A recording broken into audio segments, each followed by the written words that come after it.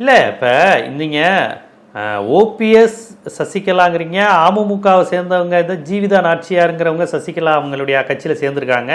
அந்த திவாகர் வச்சிருந்த கட்சி அண்ணா திராவிடர் கழகம்னு வைக்க போறதாலாம் செய்திகள் வருது.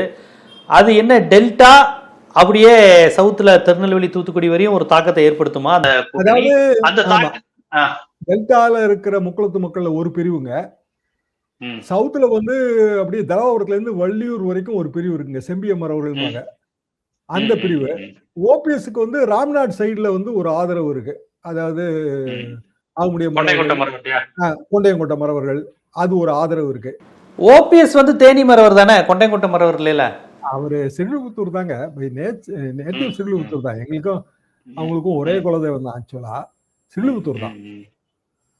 ஆனா அவரு அந்த ராம்நாத் சைட்ல ஏதோ ஒரு வகையில ஒரு செல்வாக்கு வளர்த்திருக்கிறாரு. அதாவது அவங்க கட்சியிலுமே தாவேகால போய் சேர்றதுக்கு நிறைய பேருக்கு இது இல்ல, ஆர்வம் இல்ல. இந்த தேர்தலை விட்டுறாங்க, இந்த தேர்தல் நம்ம பலத்தை வந்து நிரூபிச்சோம்னா அதுக்கு பிறகு வந்து அதிமுக ஒன்றாயிரும் அப்படின்னு கட்சியில சில நண்பர்கள் அப்படித்தான் சொல்றாங்க. எல்லாருமே சீனியர்ஸ் தாங்க, ஏன் செட்டு தான். ஏங்க இந்த தேர்தல் ரைட்டுங்க, நம்ம ஏதோ ஒரு வகையில கேண்டிடேட் போடுறோம். இப்ப அமமுக எப்படிங்க இப்போ அக்செப்ட் ஆச்சு? 20 தொகுதியில அதிமுக வெற்றி வாய்ப்பை பாதிச்சாங்க. 5 வருஷத்துல இப்ப அக்செப்ட் ஆயிட்டாங்கல்ல. அதே மாதிரி நம்மளும் அக்செப்ட் ஆகும். 20 தொகுதியிலயோ 30 தொகுதியிலயோ பாதிப்பை ஏற்படுத்தினா தானங்க அக்செப்ட் ஆக முடியும். அரசியல் அது எதுக்கு நம்ம தயங்கணும்ன்றாங்க.